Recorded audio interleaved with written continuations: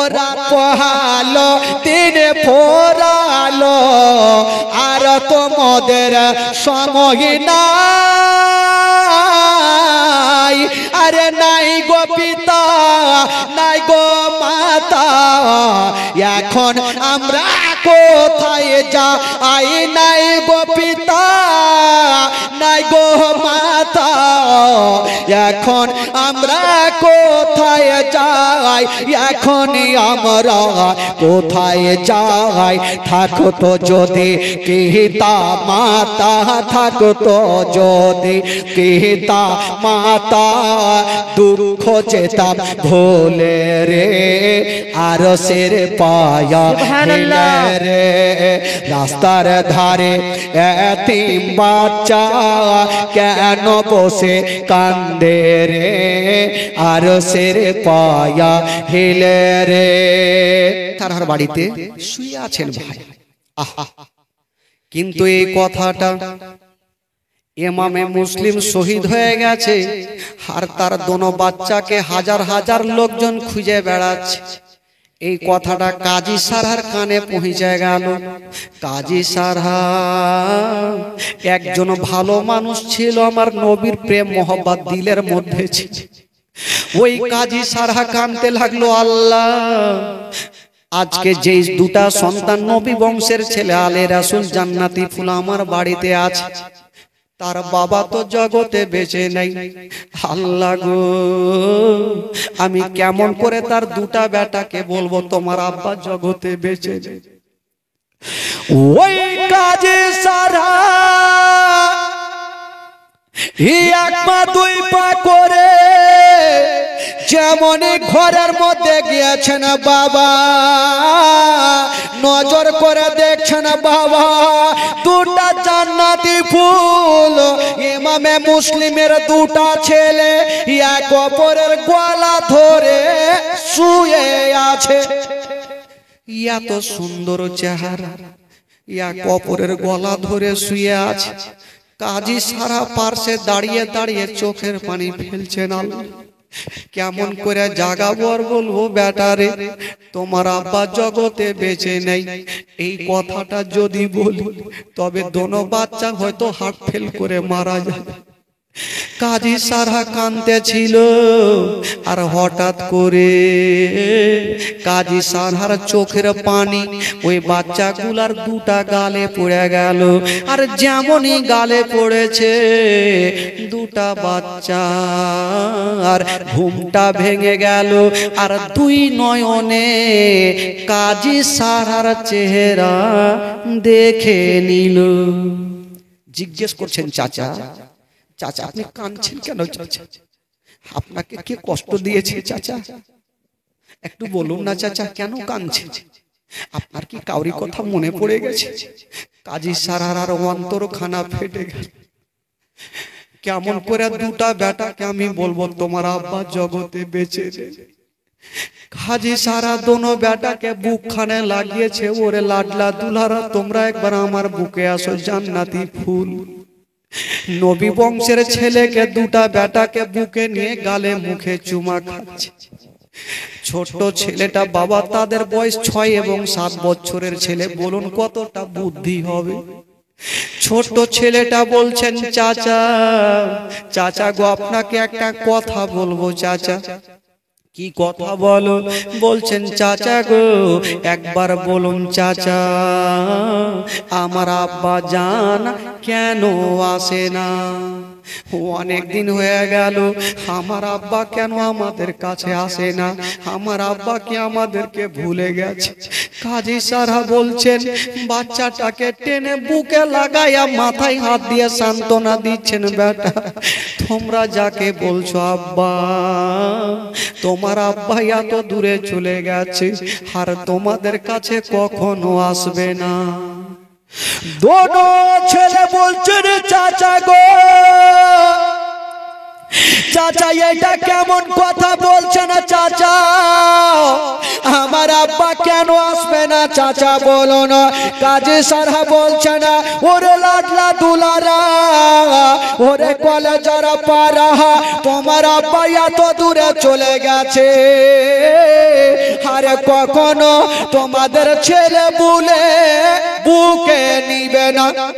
চাচা এটা কেমন কথা বলছেন? আমার আব্বা তো কদিন আগে গেল, আপনার কাছে রেখে গেছেন, একটু ডাকেন আমার আব্বাকে। বাচ্চা বাচ্চা ছেলেরা চাঁদের চাইতে সূর্যর চাইতে সুন্দর চেহারা, কাঁদছেন আর কাজী সারার হাতখানা ধরেছেন। চাচা একবার ডাকুন আমার আব্বাকে। বেচারা কাজী সারা মুখে কথা বলতে পারে না, ডুগরে ডুগরে কাঁদছে। বলছেন বাবা রে তোমরা আব্বা আব্বা বলে কান্দো না, মা মা বলে কান্দিও না। তোমার আব্বা এত দূর চলে গেছে, বেটার কখনো আসবে না। ওই ইবনে সাদের লোকেরা পাড়ার ছাদের ওপরে নিয়ে গিয়া তোমার আব্বার গলাটাকে আলাদা করে দিয়েছে। এই কথা শুনতে নেই দোনো বেটার মনে হচ্ছে পাহাড় চেপে গেল মাথার ওপরে, কাঁদতে আরম্ভ করেছেন এক অপরের গলা ধরে। বাচ্চা কালে মাকে হারালে, বাবা গো 5, 6, 7 বছর বয়সে বাবাকে হারিয়ে দিলে। ওই বাচ্চাগুলো এক অপরের গলা ধরে জমিনে পড়ে গেছে আর যেন ডুগরে ডুগরে কাঁদতে লাগলো। বাবা গো একটা কথা বলে দি বাবা, পৃথিবীতে সব খুঁজে পাবেন কিন্তু মার মতো একটা মা খুঁজে পাবেন না। বাচ্চা ছেলেরা মায়ের ভালোবাসা পেলেও না, কিন্তু বাপের ভালোবাসাটা পেতে পেতে নিজের আব্বা ও চোখের সামনে হারিয়ে গেছে। যুবকেরা রে ওই দুটা সন্তান যেন গাছের তলাতে কি বলে মাটিতে পড়ে পড়ে কাঁদছে। কাজী সারা বলছে ওরে ছেলেরা তোমরা মা মা বলে কান্দিও না, আব্বা আব্বা বলে কান্দিও না। কবি লিখেছেন বাবা মা মা বলো না, মা গো মা বলো না, মা মা বলো না, মা গো মা বলো না। মায়ের সেবা না করিলে, মায়ের সেবা না করিলে জান্নাত মিলবে না।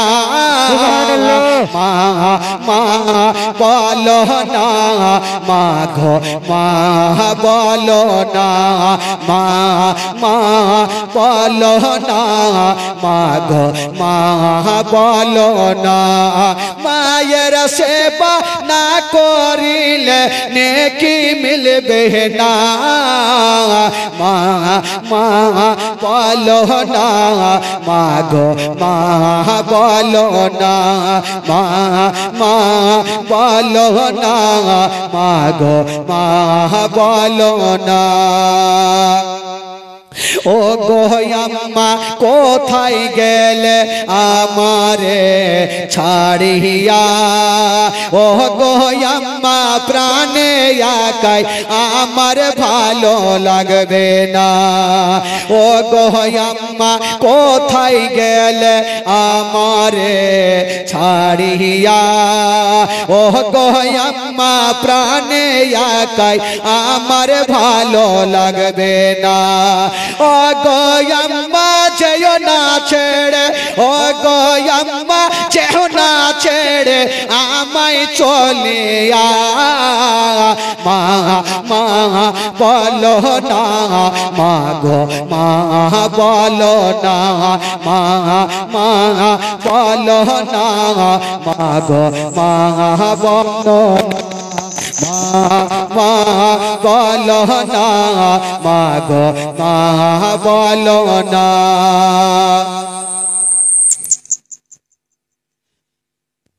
হ্যালো হ্যালো হ্যালো ও গো আম্মা কোথায় গেলে আমারে ছাড়িয়া, ও গো আব্বা প্রাণে একাই আমার ভালো লাগবে না।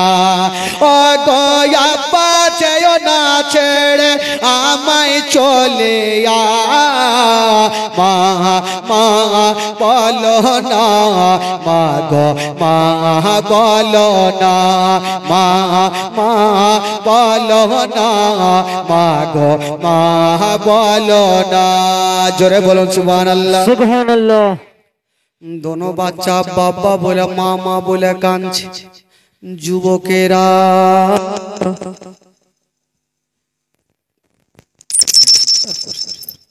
हेलो दोनों বাচ্চার কান্না দেখে বাবা গো ওই কাজী সারা বলতে লাগলো, বাবা তোমরা চোখের পানি ফেলিও না, তোমরা কান্দিও না, যদি তোমরা প্রাণে বাঁচতে চাও তবে তোমরা এক্ষুনি এই কুফা থেকে মদিনায় চলে যাও। যখন কি বলে ইবনে সাদের লোকেরা হাজার হাজার লোককে ছেড়ে দিয়েছে, এটাকে চেঞ্জ হবে না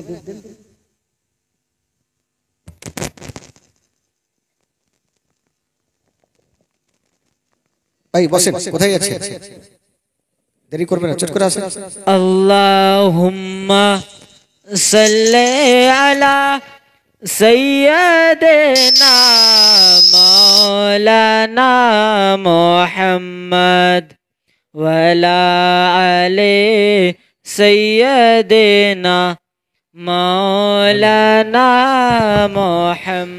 আল্লাহুম্মা সাল্লি আলা সাইয়্যিদিনা মাওলানা মুহাম্মদ ওয়া আলা আলি সাইয়্যিদিনা মাওলানা মুহাম্মদ। একটু দেখুন বাবা, আমার দিকে দেখুন, আহলে বাইতের মহব্বতে একটু চোখের পানি ফেলুন বাবা গো।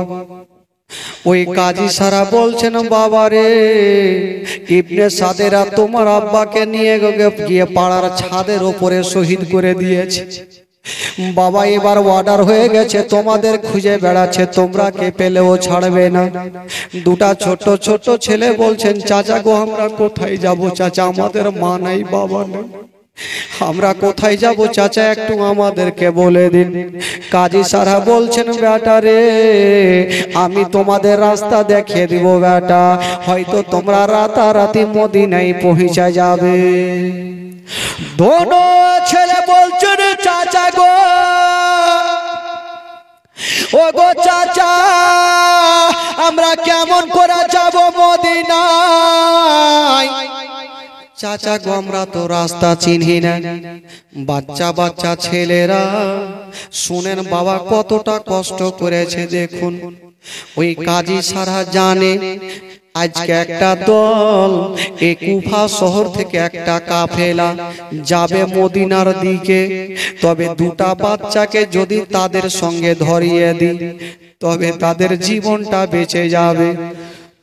কাজী সারা নিজের একটা বেটা আসাদকে ডাক দিয়ে বলছে, বেটা রে এই নবী বংশের ছেলেদের আমি কষ্ট দেখতে পারি, তাড়াতাড়ি করে নিয়ে যাও আর ওই 3 মোহনা রাস্তাতে দুটা বাচ্চাকে রেখে দাও।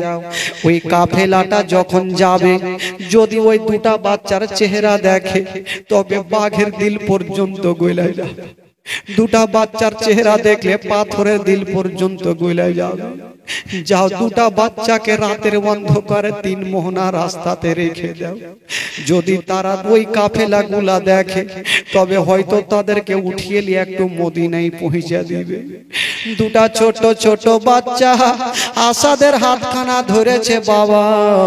ছোট ভাই বলছে, ওগো আমার বড় দাদা আজকে হয়তো আমরা রাতারাতি মদিনায় পালিয়ে যাব।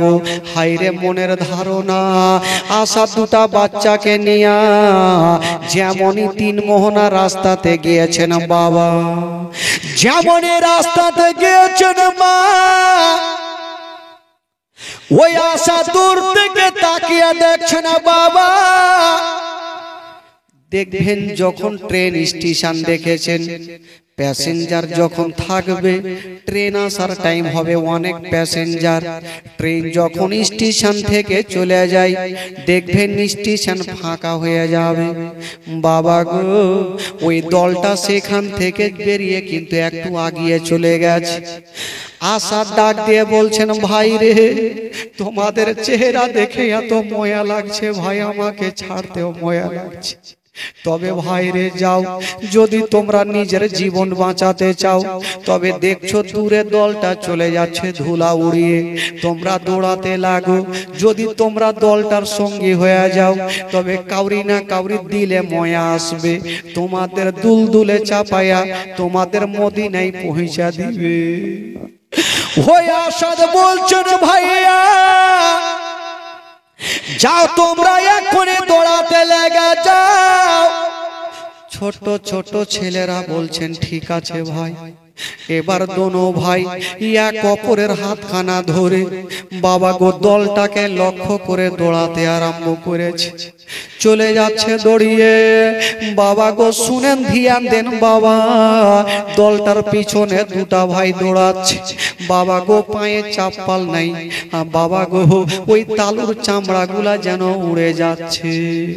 দোনো বাচ্চা রাতের অন্ধকারে দৌড়াতে দৌড়াতে হঠাৎ করে ছোট্ট ছেলেটা বাবা উঝুট খেয়ে জমিনে পড়ে গেল, হাঁটুর চামড়া গুলা উড়ে গেছে।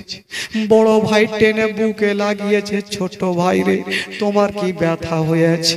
ছোট ভাই কাঁদতে কাঁদতে বলছে দাদা গো, দাদা আমার কোনো ব্যথা হয়নি। কেন এই কথা বলছেন? ছোট ভাই বলছেন আল্লাহ যদি আমার ব্যথার কথা বড় দাদাকে বলি, তবে আমার থেকে আমার বড় দাদা কষ্ট বেশি পাবে। আমার দুঃখের কথা আমি আমার বড় দাদাকে বলবো না। হাই রে ওই ছোট ছেলে বলছেন দাদা গো আমার কোনো ব্যথা হয়নি। মা গো একটু ধ্যান দেন মা, কলেজা খানা ফেটে যাবে। ছোট ছেলেটাকে বুকে ভরে যেমনই মাটি থেকে উঠে দাঁড়িয়ে সামনে দিকে দেখছেন বাবা, যে দলটা যাচ্ছিল ওই দলটা যেন কোথায় হারিয়ে গেল, আর যেন দেখা যায় না। ছোট ছেলে বলছে দাদা, দাদা গো দলটা কোন দিকে গেল? হয়তো এইদিকে রাস্তাতে গেছে, সেখানে অনেকগুলা রাস্তা। বাবা একটা রাস্তাতে দৌড়াতে লাগলো, বাবা গো দেখতে পাই না। আবার একটা রাস্তাতে গেল, বাচ্চাগুলো যেন দেখতে পাই না। রাতের অন্ধকারে দুটা ছোট্ট ছোট্ট ছেলে বাবা গো রাস্তা ভুল করে ফেললো, কোন দিকে যাবে রাতের অন্ধকারে হারিয়ে গেল। সারা রাত দৌড়িয়েছে বাবা, যখন সকাল হইতে গেল ছোট ছেলে বলছেন দাদা, দাদা আমরা সারা রাত দৌড়িয়েছি, দাদা একটু তাকিয়ে দেখো, হয়তো আমরা মদিনা পৌঁছে গেছি। যেমনই বড় ছেলেটা নজর করে দেখছেন বাবা, রাতের বেলাতে যেইখান থেকে দৌড়াতে লেগেছিল রাস্তা ভুল করে দিয়া আবার সেইখানে পৌঁছে গেছে। সারা রাত দৌড়িয়ে রাস্তা ভুল করে সেইখানে পৌঁছে গেছে। বড় ছেলেটার চোখের পানি থামে না, ঝরঝর করে কাঁদতে লাগলো, আল্লাহ আমাদের নসিবে কি মদিনা জুড়বে না? আমরা কি আর মদিনা যেতে পারবো না? বাবা গো ধ্যান দেন।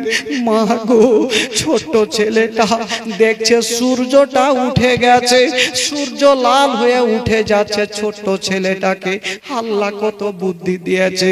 ছোট ছেলেটা বলছে দাদা গো, দাদা গো এখন যদি আমরা রাস্তার ধারে বসে থাকি, তবে আজিদের সৈন্যরা আমাদের ধরে ফেলবে, আমার আব্বার মতো আমাদের গলাটা কাটবে। দাদা গো এই জায়গাতে বসে থাকবো না দাদা, কোনো একটা জঙ্গল দেখো, আমরা জঙ্গলে গিয়ে লুকিয়ে থাকবো। হায়রে নবী বংশের ছেলে কোথায় যাবে বাবা গো? কাঁদতে কাঁদতে সামনে একটা পাহাড় দেখা যাচ্ছে। ছোট ছেলে বলছে দাদা চলো পাহাড়ের ওপরে চেপে যাব, যেই পাহাড়ে কোনো মানুষ চাপে না। জানের ভয়ে দুটা বাচ্চা যেন পাহাড়ের ওপরে চেপে গেল। ছোট ভাই বলছে দাদা যদি আমরা পাহাড়ের ওপরে দাঁড়িয়ে থাকি, তবে দূর থেকে লোকজন আমাদেরকে দেখে ফেলবে, হয়তো আমরা ধরা পড়ে যাব। কোথায় থাকবো রে ভাই? বাবা গো পাহাড়ের পার্শ্বে, পাহাড়ের ওপরে একটা গর্ত ছিল বাবা, যে গর্ততে কোনো মানুষ বাস করে না, যে গর্ততে সাপ বিচ্ছু বাস করে। ছোট ছেলেটা বলছে দাদা গো, দাদা গো চলো আমরা গর্তের মধ্যে ঢুকে যাব।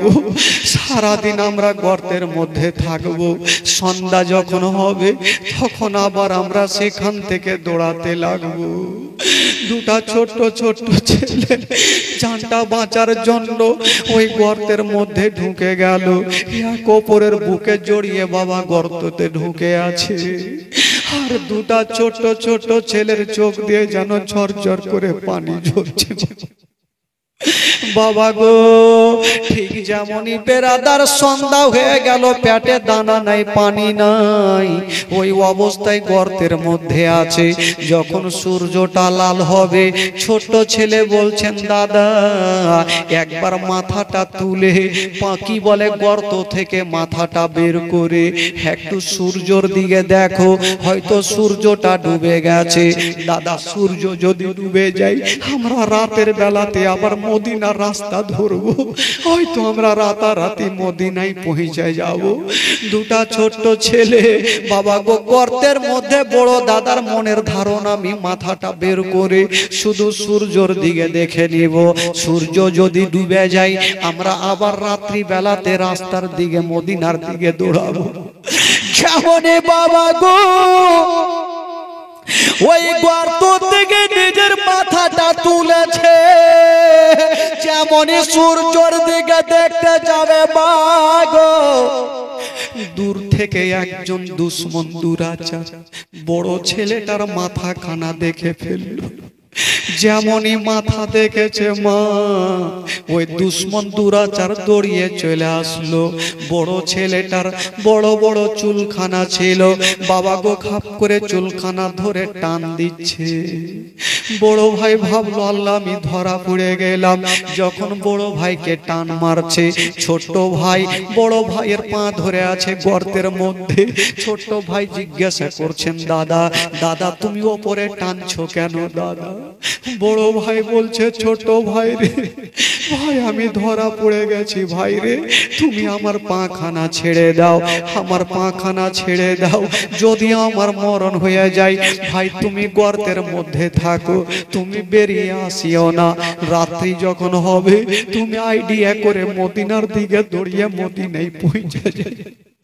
যেমনই ছোট ভাই পাখানা ছেড়ে দিয়েছে, আর দুশ্মন টেনে বাবা গোপা যেন আছাড় মেরে জমিনে বড় ভাইকে ফেলে দিয়েছে, জমিনে পড়ে গেছে।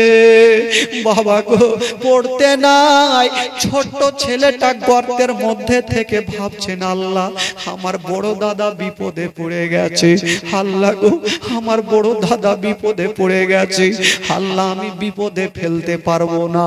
সঙ্গে সঙ্গে ওই ছোট ভাই নিজে থেকে বেরিয়ে চলে আসলো।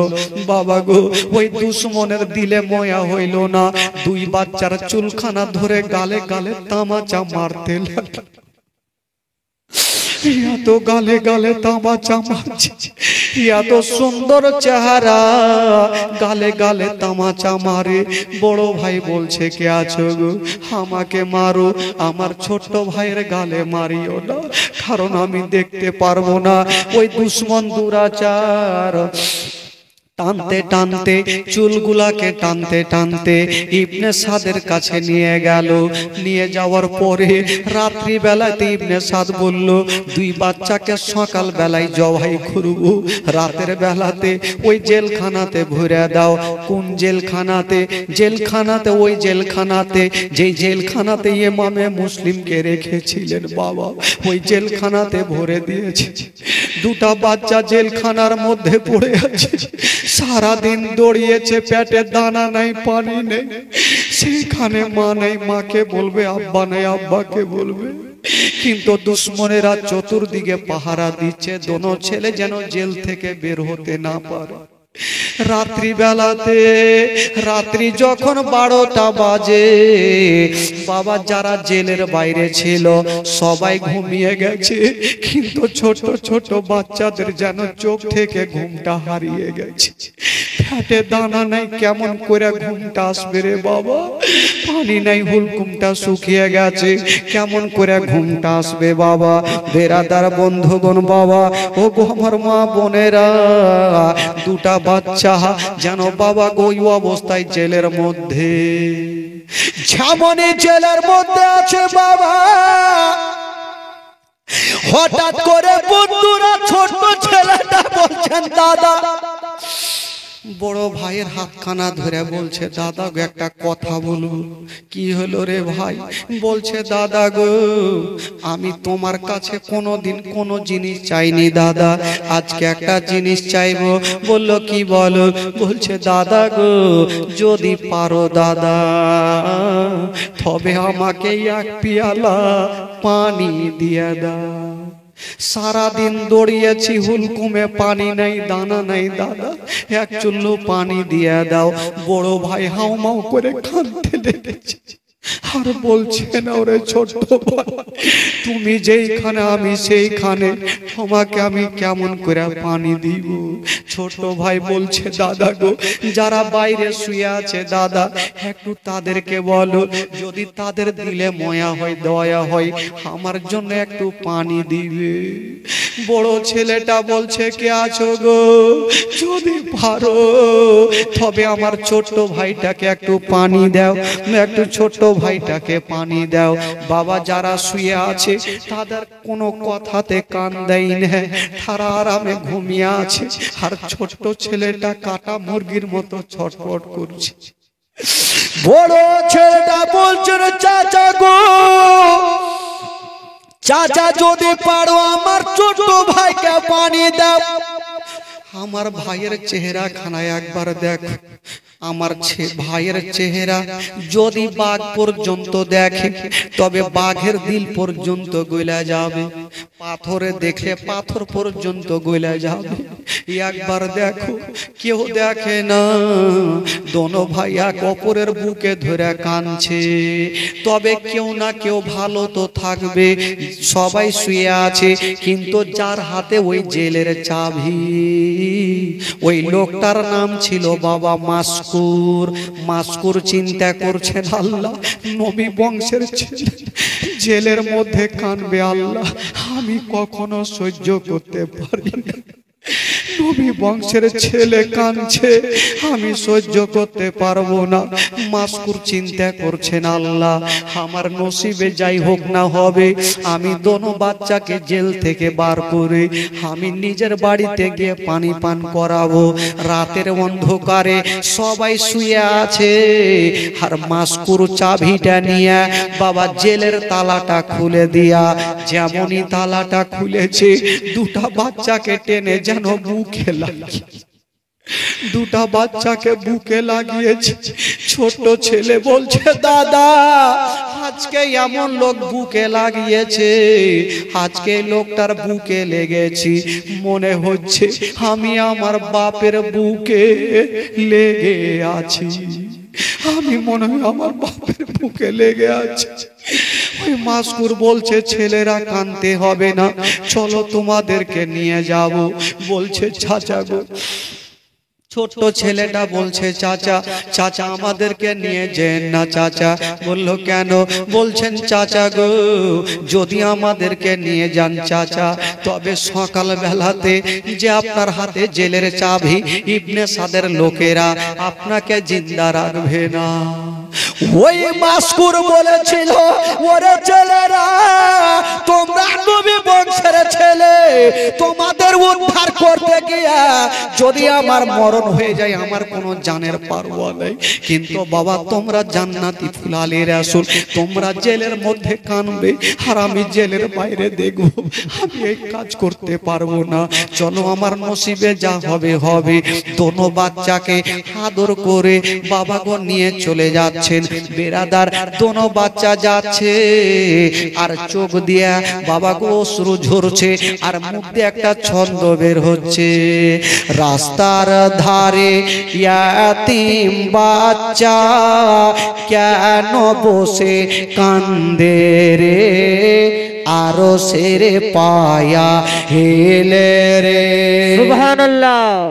রাস্তার ধারে ইয়াতিম বাচ্চা কেন বসে কান্দে রে, আরো সেরে পায়া হেলে রে। ও ইয়াতিম বাচ্চা বসে বসে কেন আজ কান্দি ইয়া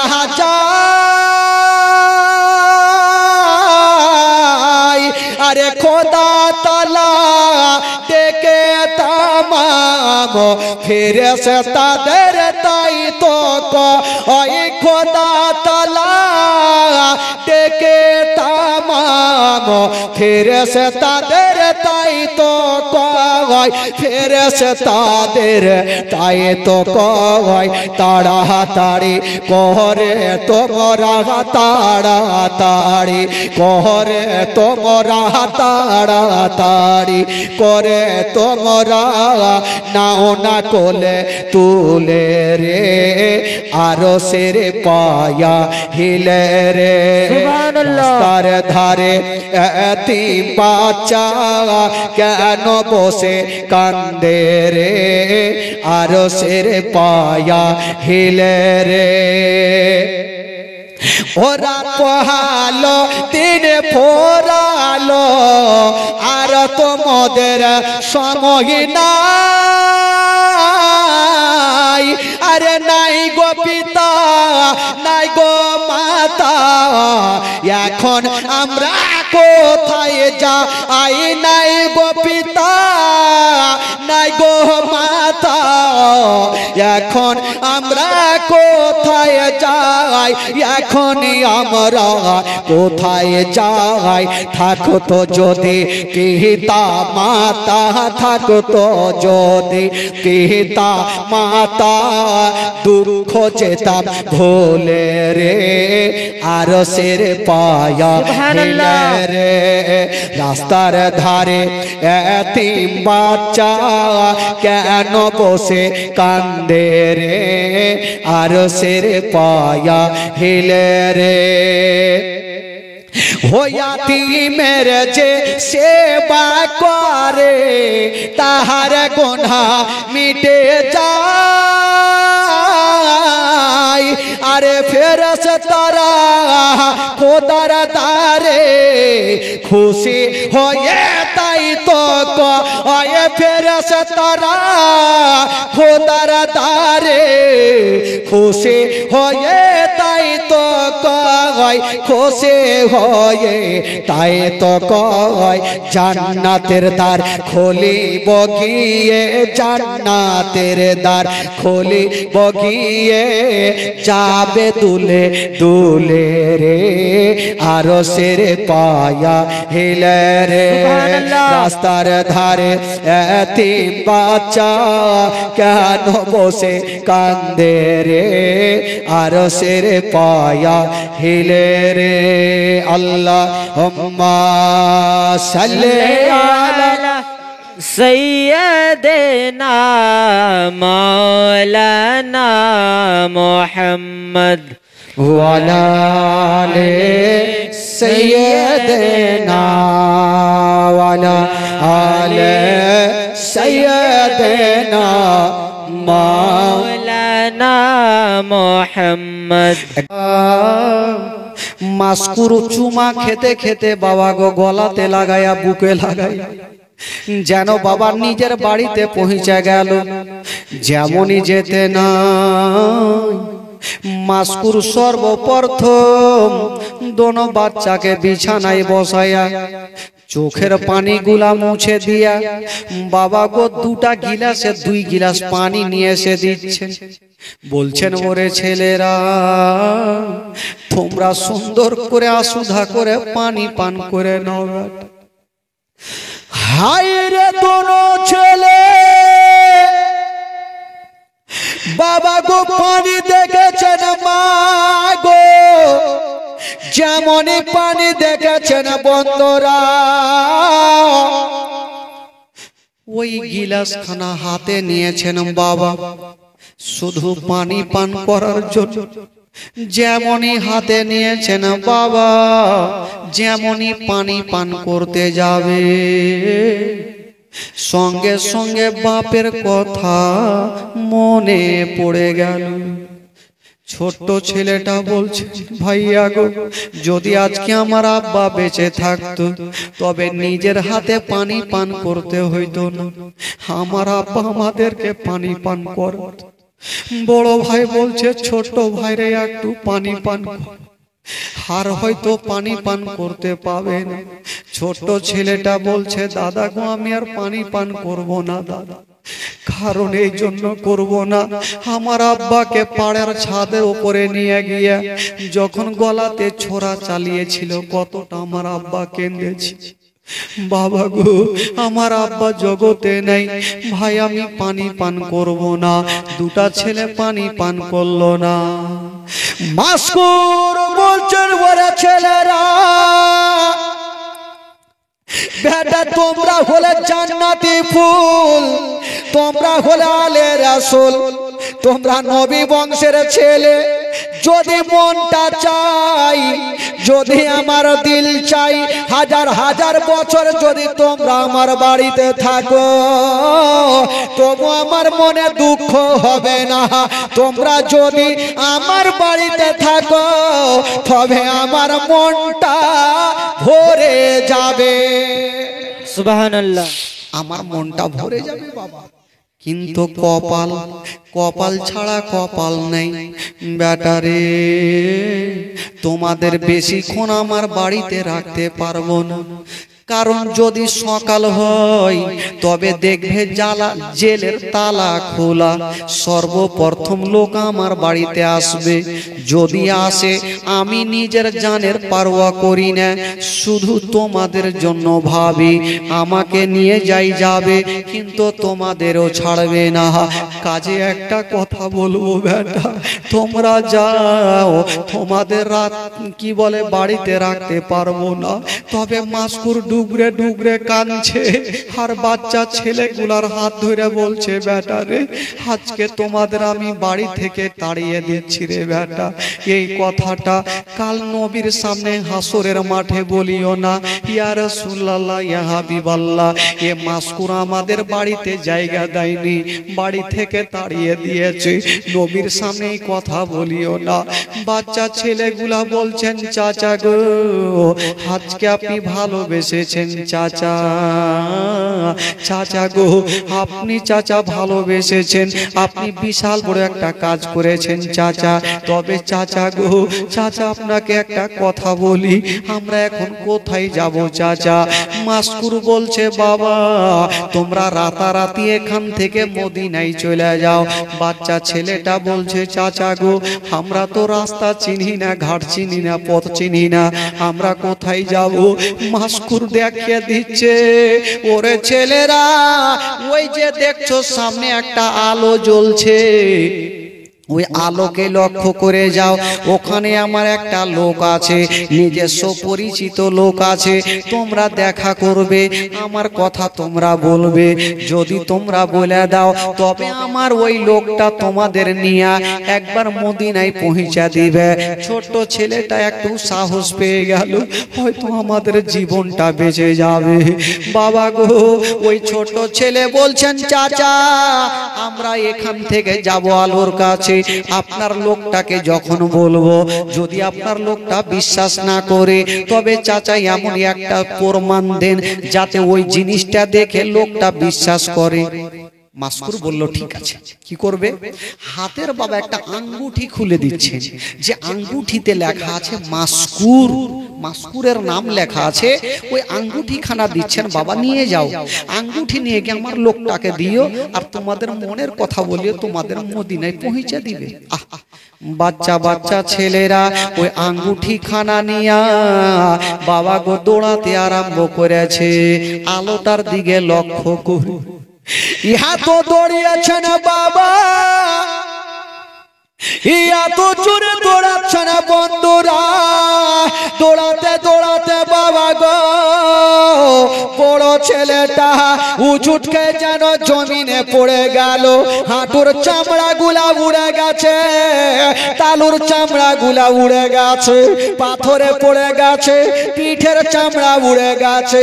বাচ্চা বাচ্চা ছেলেরা বাবা গো দৌড়াতে পারে না। ছোট ছেলেটা বড় ভাইকে টেনে বুকে লাগিয়েছে, দাদা দাদা তোমার কি ব্যথা হইল? বড় ভাই বলছে, না রে ভাই আমার ব্যথা হয়নি, এত ব্যথা হয়েছে সমস্ত শরীর দিয়ে রক্ত ঝরছে, তবুও নিজের ব্যথার কথা ভাইকে বলে না। কেন বলে না? যদি আমার ব্যথার কথা বলি তবে আমার ছোট ভাই কষ্ট পাবে। বললেন না, বললে ভাই রে চলো। যেমনই বড় ভাই উঠেছেন বাবা, আর সামনে তাকিয়ে দেখছেন মা। এতক্ষণ একটা আলো জ্বলতেছিল, এখন যেমনই তাকিয়ে দেখছেন বাবা, একটা আলো জ্বলে না। সামনে দেখছেন হাজার হাজার আলো জ্বলতেছে। ছোট ছেলে বলছে, দাদা মাস্কুর কোনটা আলোর কাছে পাঠালো, কোনো দিক খুঁজে পাই না। বড় ভাই বলছে, ভাই রে মনে হচ্ছে ওটা আলোর কাছে পাঠালো। দৌড় দিয়ে গেল, কাউকে পাওয়া গেল না। বাবা গো, আবার বাচ্চা বাচ্চা ছেলেরা বাবা রাস্তা ভুল করে দিল, কোন দিকে যাবে এই করে সারা রাত দৌড়িয়ে যাচ্ছে। বাবা গো, দৌড়াতে দৌড়াতে আবার সকাল হয়ে যাচ্ছে। যেমন সকাল হতে গেল, ছোট ছেলে বলছেন, দাদা গো একটু তাকিয়ে দেখেন দাদা, আমরা সারা রাত দৌড়িয়েছি, হয়তো দাদা মদিনায় পৌঁছে গেছে। একটু তাকিয়ে দেখো। যেমনই বড় ভাই বাবা গো নজর করে দেখছে, কানটা খাড়া করেছে, দেখছেন বাবা কুফার জুমা মসজিদে যেন গো ফজরের আজান হচ্ছে। বড় ভাই বুঝে গেল আমরা এখনো কুফা শহরে আছি, আমরা আর যেতে পারিনি। বাবা গো, বড় ভাই বলছে, ভাই রে নসিবে আমাদের মদিনা নাই রে ভাই, আমরা হয়তো বেশিক্ষণ বাঁচবো না। বললো কেন দাদা? বলছে, ভাই রে আমরা এখনো মদিনা আসিনি ভাই, কুফা শহরে আছি। ছোট ছেলে বলছে, দাদা গো আর যে জ্বলতে পারি না, কোথায় যাব দাদা? ওইদিকে বেরাদার বাচ্চা বাচ্চা ছেলেরা কোথায় যাবে? বেরাদার বন্ধুরা যখন সূর্যটা উঠে যাচ্ছে, ছোট ছেলে বলছে না, দাদা দাদা গো আজকে দিনের বেলাতে কোথায় যাব? কালকে দাদা পাহাড়ের গর্তে লুকিয়েছিলাম, তাও ধরা পড়ে গিয়েছিলাম, আজকে কোথায় যাব? বড় ভাই বলছে, ভাই রে সেটা তো বুদ্ধি খুঁজে পাই না, আজকে কোথায় দিনের বেলায় থাকবো?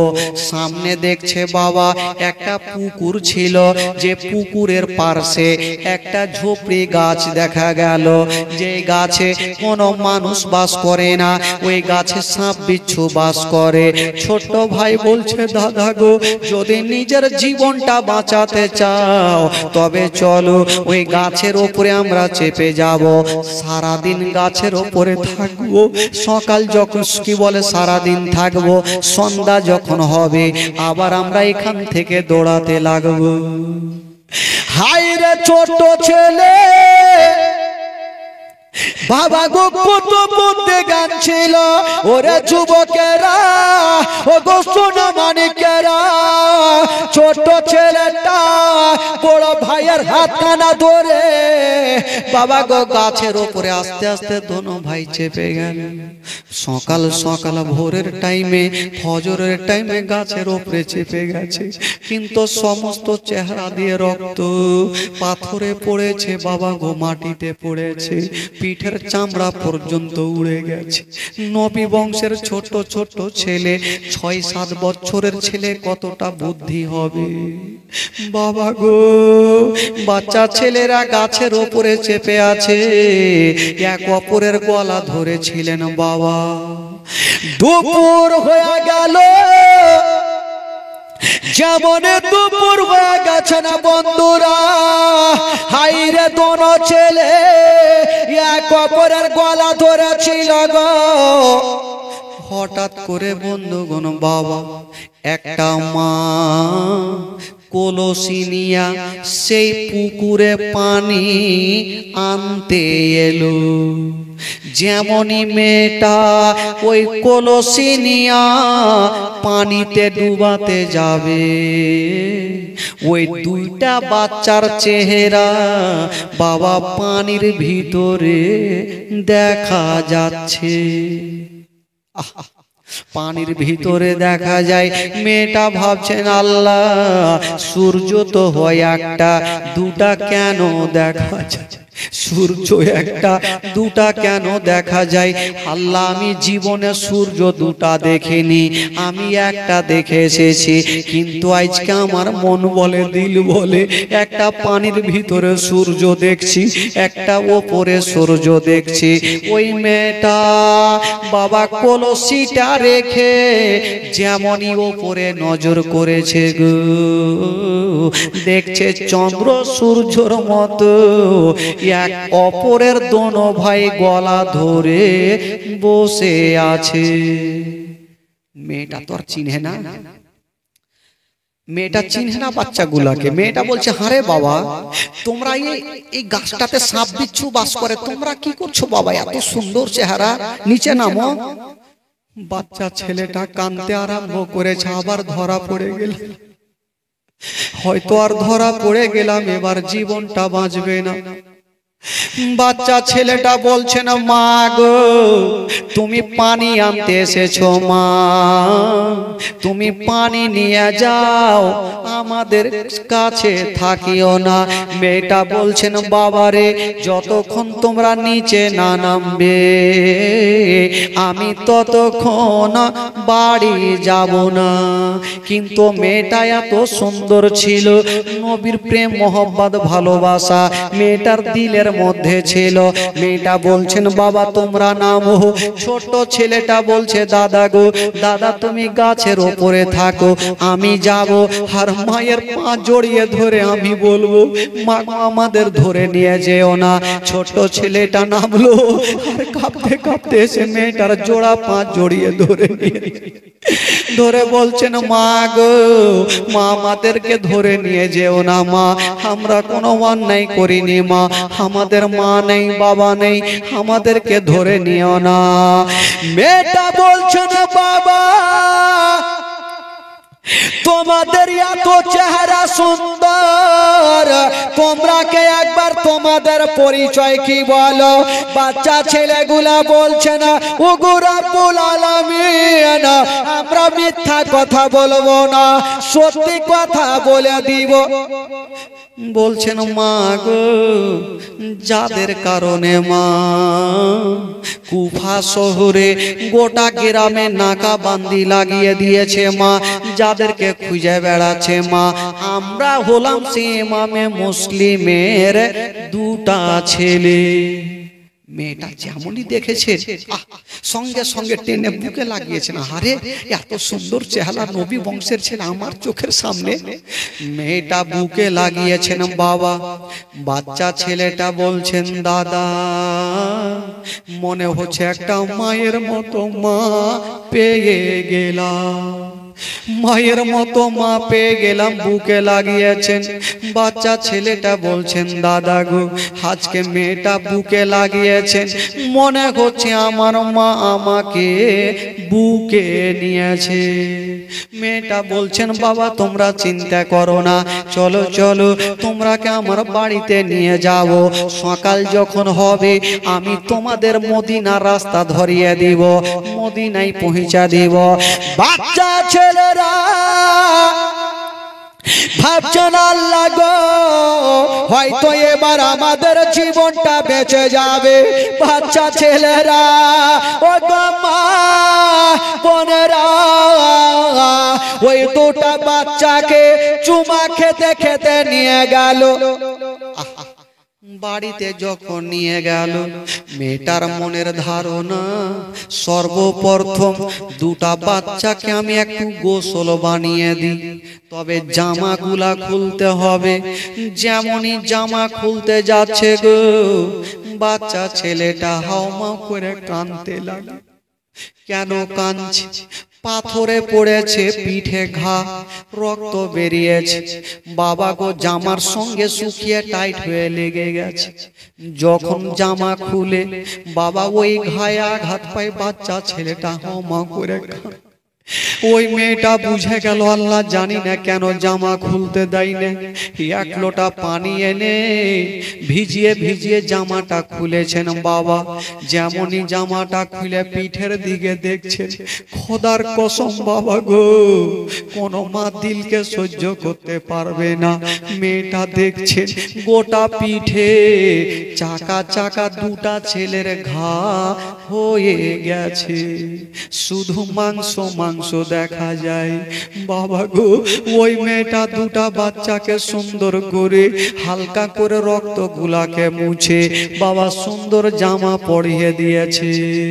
রাত্রি বেলাতে ওই মেয়েটা বলছেন বাবা রে তোমরা চিন্তা করো না, এখন তোমরা খেয়ে নাও বাবা। বাচ্চা ছেলেরা কেমন করে খাবে গো, বাপের কথা মনে ভেসে গেল, খাবার খেতে পারলো না। মেয়েটা ভাবছেন আল্লাহ আমি দোনো বাচ্চাকে একটা বিছানায় রেখে দিই। তবে বাবা মেয়েটা তো ভালো ছিল, মেয়েটার স্বামী কিন্তু ভালো ছিল না। তার স্বামীর নাম কেতাবে লিখছেন হারিস পাপি। কি নাম? জোরে বলুন কি নাম? হারিস পাপি। ওই হারিস পাপি ইবনে সাদ যখন জানলো মাসকুরকে ধরেছিল, জেল থেকে যে বের করেছিল, এখানে অনেক ঘটনা আছে ভাই। মাসকুরকে ধরে শহীদ করা হয়েছিল, মাসকুর দুনিয়া থেকে বিদায় নিয়ে চলে গেছে। এবার কি হলো, কি বলে এলান করে দিলে যে দুটা বাচ্চাকে খুঁজে দিবে, তাকে এত টাকা দিব সারা জীবন বসে বসে খাবে, টাকা শেষ হবে না। তো দুটা বাচ্চাকে হারিসও বাবা খুঁজার জন্য বেরিয়েছে। আর দুটা বাচ্চা কার বাড়িতে আছেন? কার বাড়িতে আছেন? হারিসের বাড়িতেই আছেন। আর উনি খোঁজার জন্য গেছেন। তো খুঁজতে যখন জঙ্গলের দিকে গিয়েছেন, তো তার ঘোড়াটা বাবা গো একটা উজুট খেয়ে পড়ে গেছে। ঘোড়াটা কিন্তু মারা যায়। মারা যাওয়ার ফলে হারিস কাঁদতে কাঁদতে টেনশন নিয়ে, মাথায় টেনশন নিয়ে বাড়ি আসছেন। আর ওইদিকে হারিসের বিবি চিন্তা করছে আমার স্বামীর ভালো মনটা ভালো নেই, যদি দুই বাচ্চাকে দেখে লাই তবে জানি না কি হতে পারে। দুটা বাচ্চাকে একটা পার্সোনাল বিছানাতে রেখে দিয়ে বলছেন বাবা রে তোমরা বিছানাতে থাকো বাবা, তবে হাত জোড় করে বলি বাবা তোমরা রাত্রি বেলাতে কোনো কথা বলিও না বাবা, যাতে আমার স্বামী শুনতে না পাই। ঠিক আছে মা। দুটা বাচ্চা বিছানায় পড়ে আছে, মেয়েটা বাইরে থেকে তালা বন্ধ করেছে যেন স্বামী বুঝতে না পারে। যেমনই তালা বন্ধ করে মেয়েটা ঘরের মধ্যে আছে সন্ধ্যার টাইমে, বাবা গো রাত্রি টাইমে হারিস পাপি যেন বাড়ি ঢুকে গেল। বলছেন বিবি তাড়াতাড়ি করে আমাকে হালকা খাবার দাও, মনটা ভালো নয়, আমার ঘোড়া মারা গেছে। বলল কেন? বলল বিবি রে তুমি কি জানো না এই কুফা শহরে একটা বিশাল বড় ইনামের ব্যবস্থা আছে। বলল কেমন ইনাম? বলে বিবি রে ওই ইবনে সাদ বলে দিয়েছে ইমামে মুসলিমের দুটা বাচ্চা এই শহরের মধ্যে আছে, যদি খুঁজে পাওয়া যায় তবে ব্যাগ ভর্তি করে টাকা দিবে, সারা জীবন টাকা বসে খাবো, কখনো টাকা শেষ হবে না। ইবনে সাকি বলে ওই মেয়েটা ভাবছেন আল্লাহ জানি না আমার স্বামীর মাথাতে হয়তো শয়তান চেপে গেছে। মেয়েটা বলছে না স্বামী গো, ও গো আমার মাথার তাজ, আপনি কি ভুলে গেছেন ওরা হলো নবী বংশের ছেলে। ওই ছেলেকে যদি আপনি এক পিয়ালা পানি পান করান তবে কাল হাসরের মাঠে ওই ছেলেরা আপনাকে হাউজে কাউসারের পানি পান করাবে, হাউজে কাউসারের পানি পান করাবে। বাবা গো এই কথা বলতে নাই, হারিস বিছানায় শুয়ে গেছে বাবা। যেমন রাত্রি গোলো, যেমন রাত্রি 12টা, ওইদিকে হারিসের ঘুমটা আসেনি। কোন বাচ্চা বিছানায় শুয়ে যেন একটা স্বপ্ন দেখে নিল। কি স্বপ্ন দেখেছে? ছোট ছেলে বলছে দাদা গো দাদা একটা স্বপ্ন দেখলাম। বলল কি স্বপ্ন রে ভাই? বলছে দাদা আমার আব্বাকে আমি স্বপ্নতে দেখলাম। আমার আব্বা বলছে বেটা রে দুনিয়ার পানি আর তোমাদের কপালে নাই রে বেটা, তোমরা তাড়াতাড়ি চলে আসো, আমি তোমাদের জন্য হাউজে কাউসারের পানি নিয়ে দাঁড়িয়ে আছি। বেটারে হাউজে কাউসারের পানি নিয়ে দাঁড়িয়ে আছি, তাড়াতাড়ি চলে আসো বেটা। ওগো আমার বড় দাদা, তুমি কি স্বপ্ন দেখেছো? বলল ভাই আমিও সেম স্বপ্ন দেখেছি। দোনো ছেলে বুঝে গেল হয়তো আমরা আর বেশিক্ষণ বাঁচবো না। এই কথা ভাবনা চিন্তা করতে গিয়া দোনো ছেলে হাউমাউ করে ঘরের মধ্যে কাঁদতে লাগলো।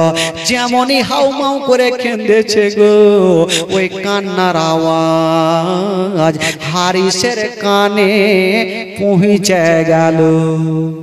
হারিস বলছেন, বিবি আমার বাড়িতে কোনো ছেলে নাই, মেয়ে নাই, এ বাচ্চার ছেলের কান্নার আওয়াজ কোথায় থেকে আসে?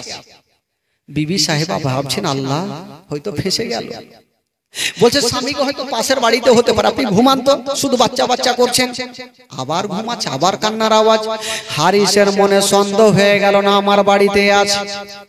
চার একটা জ্বালায়া ওই ঘরের চাবি নিয়া যেমনই বাবা দরওয়াজায় গিয়েছেন, বাবা তালাটা খুলে যেমনই ভিতরে দেখছেন তাকায়া, চন্দ্র সূর্য মনে হচ্ছে এক অপরের বুকে লেগে আছে।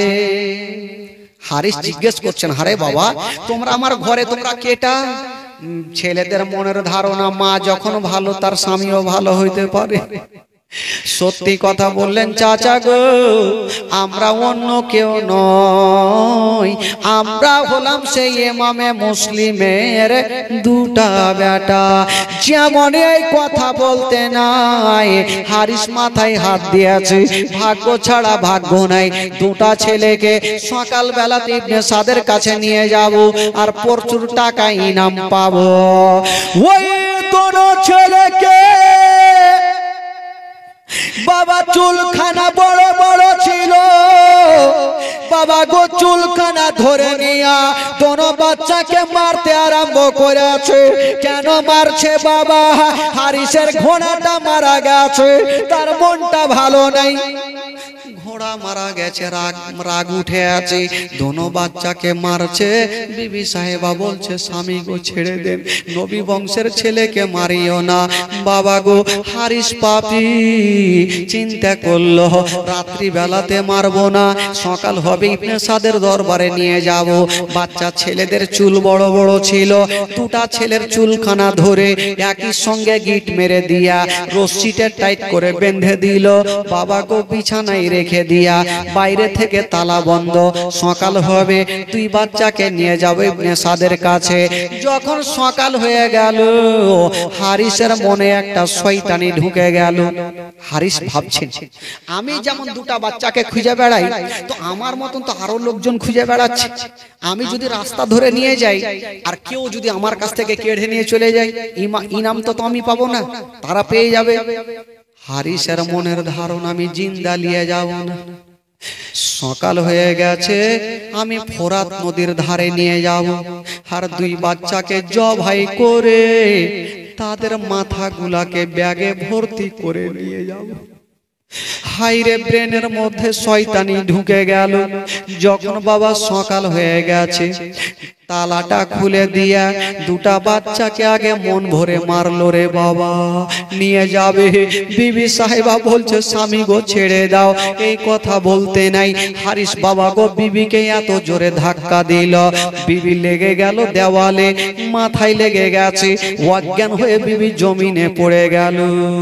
বাচ্চা ছেলেটা বলছে দাদা গো, যে হারিস পাপী নিজের বিবিকেও মারতে ছাড়ে না, আমাদের কেমন করে ছাড়বে? ছোট ছেলেটা বলছে চাচা গো আমাদেরকে মারিয়েন না, আমাদের গলা কাটিয়েন না, আপনি ইনাম চাইছেন ইনাম পাবেন, আমাদের জীবিত অবস্থায় ইবনে সাদের কাছে নিয়ে চলেন। হারিস বলল না, এত বড় ভুল কাজ আমি করব না। কথা চলছে, দুটা বাচ্চাকে এক অপরের সঙ্গে রশ্মি দিয়ে বেঁধে দিয়েছেন বাবা। যেমনই বেঁধেছেন মা গো, ওই রশিতে বেঁধে বাবা গো উটের পিছনে ঝুলিয়ে নিয়ে রাস্তা ধরে টানতে টানতে নিয়ে যাচ্ছে বাবা। বলুন একটা ছোট্ট বাচ্চাকে যদি পায়ে রশ্মি বেঁধে যদি রাস্তা ধরে টানা যায়, বলুন তার অবস্থা কি হতে পারে? যখন টানছে রে বাবা, কখনো ছোট্ট ছেলেটা নিচে পড়ে, কখনো বড় ভাই নিচে পড়ে। টানতে টানতে নিয়ে গেল, শুধু নিঃশ্বাসটা আছে, মুখে কথা বলতে পারে না। বাবা নদীর ধারে, ফোরাত নদীর ধারে গুম করে ফেলে দিয়েছে। হারিস পাপি বলল, ওরে ছেলেরা এবার তোমরা মরার জন্য তৈরি হয়ে যাও।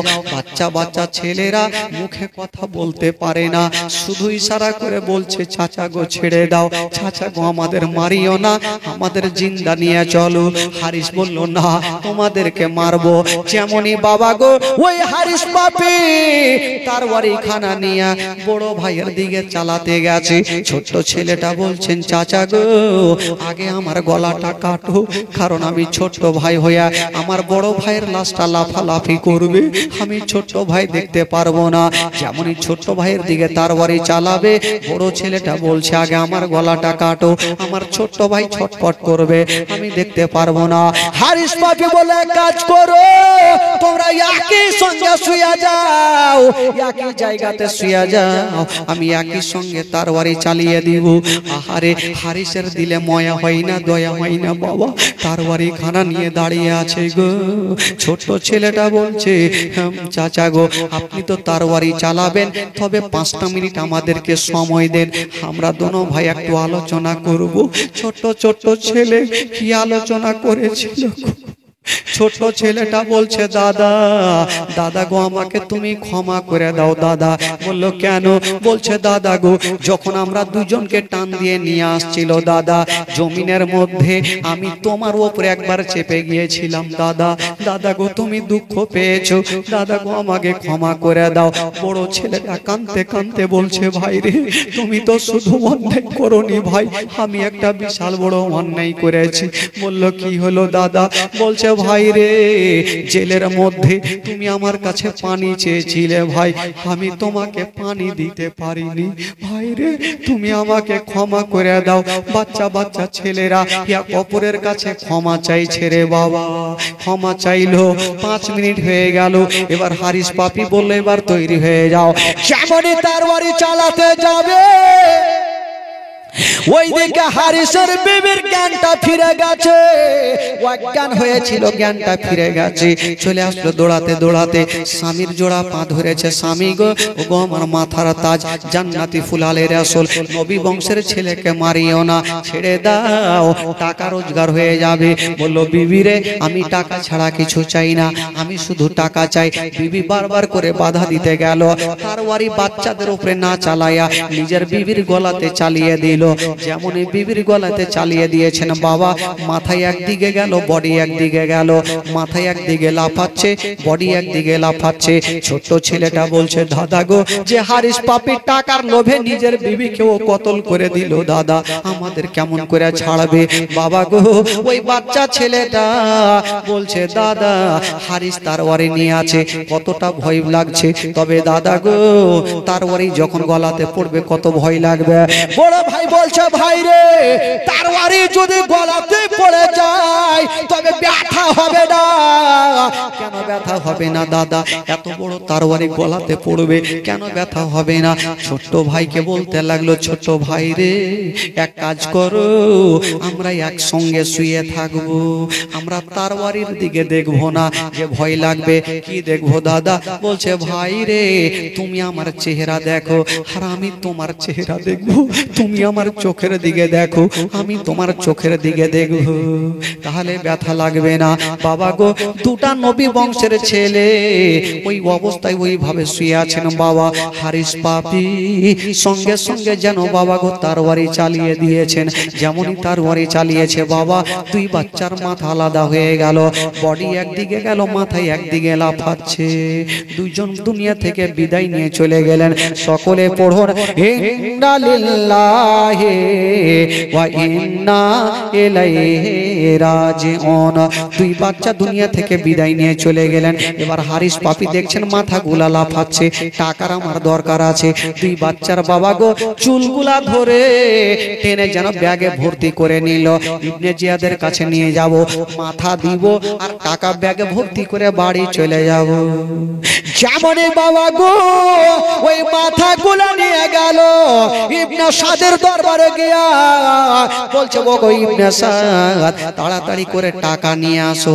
ইবনে সাদ বলল, কিসের টাকা? বলে, তুমি বলেছো দুই বাচ্চাকে যদি নিয়ে আসা যায় তবে প্রচুর টাকা পাবো, আমি দুটা বাচ্চাকে নিয়ে এসেছি, টাকা দাও। ইবনে সাদ চতুর্দিকে তাকাচ্ছে, বাচ্চা কোথায়? বলছে, বাচ্চাকে দেবো, আগে একটা থালা দাও। থালা কি করবে? বাবা গো একটা থালা নিয়ে আসা হইল, আর দুই বাচ্চার বাবা গো চুলখানা ধরে টান দিয়ে যেন বাবা থালাতে মাথাগুলা রেখেছে। নজর করে দেখছেন বাবা এখন পর্যন্ত বাচ্চাগুলা চোখটা খুলে রেখেছে। মনে হচ্ছে চোখ দিয়ে জীবনটা বেরিয়ে গেছে, চোখ দিয়ে রুহটা বেরিয়ে গেছে। বেরাদার বন্ধুরা, ইবনে সাদ বলল, ওরা হারিস রে, তোমার কি দিলে একটু ময়া হইল না, দয়া হইল না? কারণ তুমি দুটা নবী কি বলে ছোট ছোট ছেলেদের তুমি কেমন করে মারলে? আমি তো মারতে বলিনি, আমি জিন্দা আনতে বলেছি। হারিস মাথায় হাত দিয়েছে, ভুল হয়ে গেল, ভুল হয়ে গেল। বলছে, ওগো ইবনে সাদ আমার ভুল হয়ে গেছে, ঠিক আছে আমি বাড়ি চললাম। বলল, না এইভাবে পাঠা যাবে না। বলল, কে আছি রে, কে আছো, একজন দাঁড়িয়ে যাও। আর হারিস যেইভাবে ওই দুটা বাচ্চার গলাটা কেটেছে, যাও যাও, যেই জায়গাতে কেটেছে ওই জায়গাতে হারিসের গলা কেটে নাও। বেরাদার বন্ধুগণ বাবা, এবার হারিসকে একজন দাঁড়িয়ে গেল, নবী কি বলে নবীকে ভালোবাসনে বলে একটা লোক দাঁড়িয়ে গেল, হুজুর আমাকে ছেড়ে দাও, হারিসকে আমার হাওয়ালা করে দাও, আমি হারিসের মাথা কাটবো। হারিস বলছে, ভাই রে তুমি আমাকে নিয়ে যাচ্ছ, রাস্তার মধ্যে আলোচনা করছে, ভাই রে তোমাকে কিছু টাকা দেব, আমাকে ছেড়ে দাও। ওই লোকটা বলেছিল, না আমাকে যদি সোনার পাহাড় দিয়ে দাও আমি তোমাকে ছাড়বো না, এতক্ষণ পর্যন্ত আমার মনে শান্তি হবে না, যতক্ষণ পর্যন্ত তোমাকে জবাই না করে দেব ততক্ষণ পর্যন্ত আমার মনে শান্তি হবে না। জোরে বলুন, যতক্ষণ তোমাকে জবাই না করব আমার মনে শান্তি হবে না। হারিসকে নিয়ে যাচ্ছেন ফোরাত নদীর ধারে। বেরাদার বন্ধুগণ বাবাজি, রাত্রি 1টা বাজলো, আবার কালকে আছে, কারণ আরো 1টা পার হয়ে গেছে। তবে বন্ধুগণ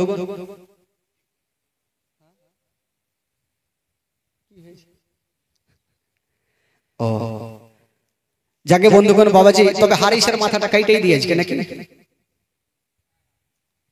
আপনাদের শোনার মন নেই, বুঝে গেছে।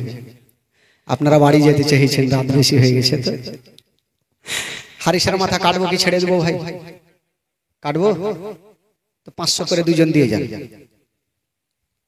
না হলে মাথা কি করে কাটবো? হারিসের মাথা না কাটলে কিন্তু বাড়ি যাব না। শুনিয়ে দিবে তার হারিসের মাথাটা কি করে কেটেছিল, শুনেন ঘটনা। হারিসকে বাবা টানতে টানতে নিয়ে গেল, যেমনই ফোরাত নদীর ধারে যাচ্ছেন বাবা দেখছেন নবী বংশের ছেলের দুইখানা বডি বাবা পার্শ্বে পড়ে আছে। ও যুবকেরা, একদিকে হারিসের বিবির বডির খানা বডিখানা পড়ে আছে, লাশখানা পড়ে আছে। বাবা গো ওই নবীর কি বলে আশিক দিওয়ানা বলতে লাগলো, ওরে হারিস পাপি রে, তোর টাকারই এত লোভ, নিজের বিবিকেও ছাড়লি না, নবী বংশের ছেলেদেরকেও ছাড়লি না, এবার তোমাকে জিন্দা রাখবো না। ওই লোকটা কি বলে হারিস পাপি বলতে লাগলো, ভাই রে তুমি আমাকে ছেড়ে দাও, তোমাকে টাকা দেব। বলো, না তোমাকে ছাড়বো না। কথা বলতে ছিল বাবা গো একখানা তার বাড়ি চালিয়ে দিল। যেমনই চালিয়েছে না বাবা, হারিসের ডান হাতে পড়ে গেল, ডান হাতটা কেটে বাবা গো জমিনে পড়ে গেছে। হারিস বলছেন, ভাই রে এবার আমাকে ছেড়ে দাও। বলছে, না ছাড়বো না। আবার একখানে তার বাড়ি চালিয়ে দিল, বাম হাতে পড়ে গেছে, বাম হাত করে জমিনে পড়ে গেল। হারিস বলছে, ভাই রে এবার ছেড়ে দাও, 2 পায়ে হাঁটা চলা করবো। বলে, না তোকে ছাড়বো না, তোর মতো দুশ্মনকে ছাড়বো না। আবার তার বাড়ি চালিয়ে দিল বাম পায়ে পড়ে গেছে যেমনই পড়েছে না বাবা বাম পাটা কেটে জমিনে পড়ে গেল ডান পায়ে মারলো ডান পা কেটে জমিনে পড়ে গেল হারিস কাঁদতে লাগলো আমাকে ছেড়ে দাও বলে না তোকে ছাড়বো না আবার তরবারি চালিয়েছে না বাবা এত জোরে তরবারি চালিয়েছে হারিসের গলাতে পড়ে গেল একদিকে মাথা গেল একদিকে বডি গেল বাবা গো এবার হারিসের বডি খানাকে নিয়ে পানিতে চালিয়ে দিয়েছেন বাবা যেমনই পানিতে চালিয়েছেন মা গো পানি কাঁপতে আরম্ভ করলো পানি বলছেন খোদা গো দুশ্মনের বডিকে আমি পানির মধ্যে রাখবো না পানি চালিয়ে দিয়েছেন বাবা মাটিতে পড়ে গেল মাটি বলছেন খোদা গো দুশ্মনের বডিকে আমি মাটিতে রাখবো না মাটি চালিয়ে দিলেন পানিতে পড়ে গেছে আবার পানি চালালো মাটিতে পড়ে গেছে বাবা গো হারিসের বডিকে মাটিতেও নিতে চাইছে না পানিতেও নিতে চাইছে না ও যুবকেরা লোকজন জমা হয়ে গেল বাবা গো কি করা যাবে লোকড়ি জায়গাতে একই জায়গাতে করা হইলো আর হারিসের বডিকে রেখে বাবা জ্বলিয়ে দেওয়া হইলো যাই শিকারনি কি যাই শিকারনি বৈশি ভরনি এটাও বলতে হবে ফট করে বলে দিবেন আপনারা জৈসি করনি ওইসি ভরনি যেমন কাজ করবে তেমন তুমি ফল পাবে হারিস বাবা গো পৌঁছে গেল জাহান্নামে বেরাদার বন্ধুগণ বাবা এবার দোনো ছেলে ইমামে মুসলিমের দুটা বাচ্চা সারা জীবনের মতন চলে গেল কিন্তু বেরাদার ইনারা তো চলে গেছেন ইমামে মুসলিম যে চিঠিখানা লিখেছিলেন ওই চিঠিখানা ইমাম হোসেনের হাতে পৌঁছে গেছে ইমাম হোসেন দেখছেন আমার ভাই মুসলিম চিঠি লিখেছেন বাবা গো ইমাম হোসেন 72 জন কাফেলাকে নিয়ে কোথায় পৌঁছে গেল কুফা শহরে বেরাদার রাস্তাতেই জানতে পেরেছিলেন যে ইমামে মুসলিম তার হয়তো ভাই বেঁচে নাই দুটা বাচ্চা বেঁচে নাই কিন্তু ইমাম হোসেন বলেছিল আমি তাও যাব সেই কুফাতে বাবা গো ইমামে হোসেন 72 জন কাফেলাকে নিয়ে কুফাতে পৌঁছে গেল তারপরের ঘটনা কি হবে আপনারা অবশ্যই শুনতে পাবেন একের পর এক যাবে আর কারবালার প্রান্তরে যুদ্ধের ময়দানে গিয়ে যুদ্ধ করে শহীদ হবে বেরাদার বন্ধুগণ একটা ইংরেজি গজল বলবো তবে একটু আগে সালাত ও সালাম পড়বেন আর আগে আগে চলে আসবেন একদম কাছে চলে আসেন সকলে দাঁড়িয়ে জানি ইয়া নবী সালাম সকলে আগে আসেন সকলে আগে আসেন ওয়ালাইকা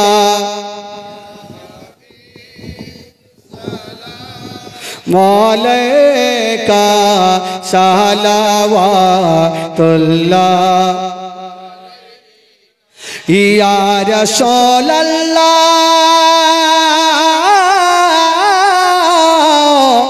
ইয়া হাবিবি